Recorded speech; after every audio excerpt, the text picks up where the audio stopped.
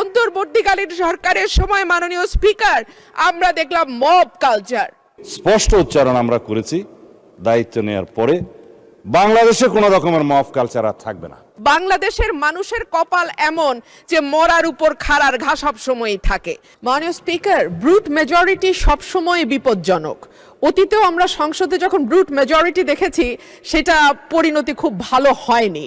মাননীয় স্পিকার, সে কারণে আমি বিনীতভাবে বলি, আমাদের সম্পূরক প্রশ্নের বিধিনিষেধ যদি এত কড়াকড়িভাবে করেন তাহলে আমরা কি করে মন্ত্রী পরিষদকে জবাবদিহিতার আওতায় আনবো? মাননীয় সদস্য, এটা এই অবস্থান থেকে করা হয়নি। We are abide by the rules and regulations of the parliamentary procedure, and I am hereby to declare that I cannot go beyond the procedure. I understand মাননীয় স্পিকার, কিন্তু তারপরেও একটু যদি উদার হই তাহলে বোধহয় ভালো হয়। আমাদের মাননীয় স্বরাষ্ট্রমন্ত্রী উনি অত্যন্ত দক্ষ যোগ্য ব্যক্তি, উনি সংবিধান যেমন ভালো জানেন, আমি নিশ্চিত উনি ওনার মন্ত্রণালয়ের ব্যাপারেও অনেক বেশি জানেন। সে কারণেই একেবারে সম্পূরক প্রশ্ন ঠিক ওই মূল প্রশ্নের আঙ্গিকে না হলেও আমি মাননীয় স্বরাষ্ট্রমন্ত্রীর দৃষ্টি আকর্ষণ করে বলছি, বাংলাদেশের মানুষের কপাল এমন যে মরার উপর খাড়ার ঘা সব সময়ই থাকে।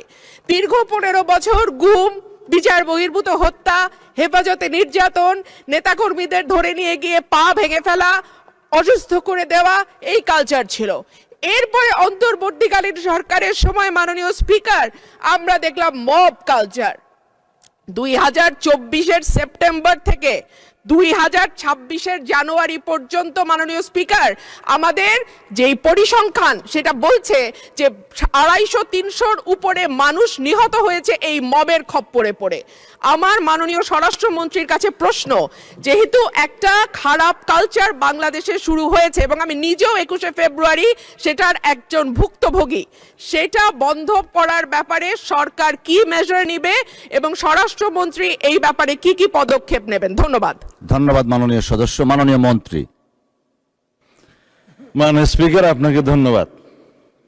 মাননীয় সদস্যকেও অনেক বেশি ধন্যবাদ দিচ্ছি। এই মব কালচারের ইস্যুটি একটা ডিফারেন্ট ডিবেট, আলাদা ডিবেট হতে পারত। যত পরিসংখ্যান তিনি দিয়েছেন 24-এর 5ই আগস্টের পর থেকে এই 26-এর জানুয়ারি পর্যন্ত, সে পরিসংখ্যানটা আমার কাছে নাই। তবে আমাদের কাছে অনুমান আছে। আমরা সরকারের দায়িত্ব পেয়েছি, আমি এটা ক্ষমতা বলতে চাই না, আমরা এই রেসপন্সিবিলিটিটা পেয়েছি। এই দায়িত্ব নেওয়ার পর থেকে আজকে আমরা প্রায় 45 দিনও এখনো হয় নাই, 1.5 মাস হয় নাই।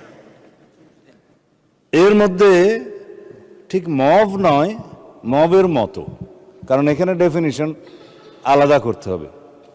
কোনটা গাইবান্ধার পলাশবাড়িতে থানায় গিয়ে হামলা, সেটা কি মব হবে? নাকি কোনটা 21শে ফেব্রুয়ারিতে মাননীয় সদস্যের উপরে হামলা হয়েছে সেটা কি মব হবে? নাকি উত্তরা একটা বিজনেস সেন্টার, উত্তরা স্কোয়ার সম্ভবত নাম, সেখানে ঘেরাও করে দোকানপাট ভঙ্গ করেছে, সেটা কি মব হবে? সব কিছুকে মব বলা ঠিক হবে না। কিছু আছে সংগঠিত পরিকল্পিত অপরাধ, তার বিরুদ্ধে মামলা হয় এবং সেটা তদন্ত হয়, গ্রেফতার হয় এবং বিচারের জন্য সুপর্দ করা হয়। কিন্তু স্পষ্ট উচ্চারণ আমরা করেছি, দায়িত্ব নেওয়ার পরে বাংলাদেশে কোনো রকমের মব কালচার আর থাকবে না।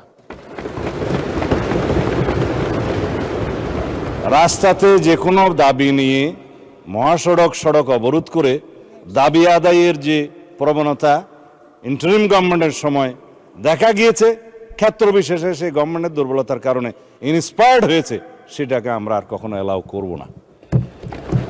গণতান্ত্রিক প্রক্রিয়া হিসেবে দাবি থাকবে, সেই দাবির জন্য সংশ্লিষ্ট কর্তৃপক্ষের কাছে, মন্ত্রণালয়ের কাছে, ডিপার্টমেন্টের কাছে অবশ্যই দাবিনামা স্মারকলিপি দেয়া যাবে। সেই জন্য জনমত সৃষ্টির জন্য সেমিনার, সিম্পোজিয়াম আয়োজন করা যাবে এবং প্রয়োজনে সেটা একটা জনসমাবেশের মাধ্যমে প্রকাশ করা যাবে এবং অ্যাসোসিয়েশন রাইট টু স্পিকস, এগুলো আমরা এনশিওর করব, সেটা করা যাবে। It's Democratic culture. কিন্তু মবের মাধ্যমে যেন আমরা সবাই এই সমস্ত দাবি আদায়ের প্রবণতা থেকে বেরিয়ে আসি। যখন সেটা মব হবে, মবের ডেফিনিশন আলাদা, স্পেসিফিক ক্রাইম হবে, ক্রাইমের ডেফিনিশন আলাদা, কোথাও থানায় গিয়ে আক্রমণ হবে, সেটা আলাদা। আমি এই প্রসঙ্গটা এখানে তুলছি না, কারণ এটা একটা রাজনৈতিক বক্তব্য তখন হয়ে যাবে। কোনোদিন যদি সেই বিষয়ে কেউ নোটিশ দেয়, সেটা করব, অথবা আমারও ইচ্ছা আছে 2-1 দিন পরে 300 বিধিতে আমি একটা বিবৃতি দেব।